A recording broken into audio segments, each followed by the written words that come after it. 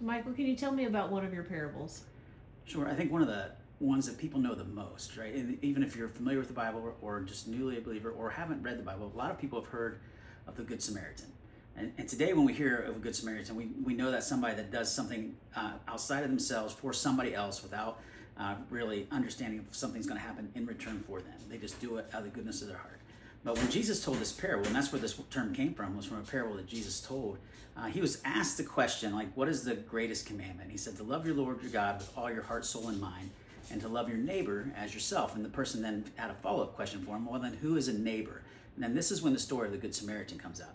So it's really important to understand that the Samaritan at that time was, and this has been a Jewish audience that Jesus was talking to, was really not a person that they considered to be a good person. They really disliked them to a really high level, and they would have not ever have considered them a neighbor or a friend.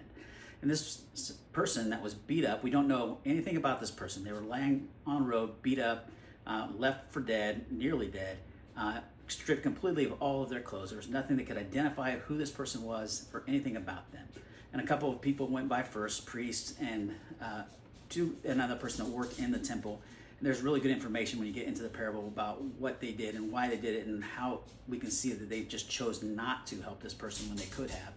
And then the last person that comes by is a Samaritan, which no one in the audience would have expected this person ever even stop. But he stops and he helps this person, actually tends to his wounds, puts him up in a hotel, and actually pays for his time to get better over the course of a couple weeks while he goes away. Now, what's important to understand is that today we really struggle with the fact of who is our neighbor today.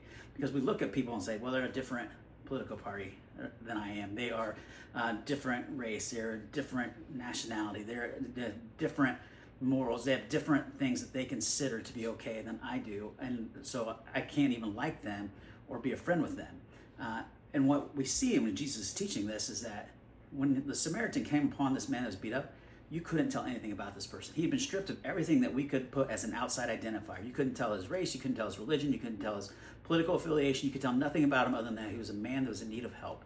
He was a human being just like the Samaritan was.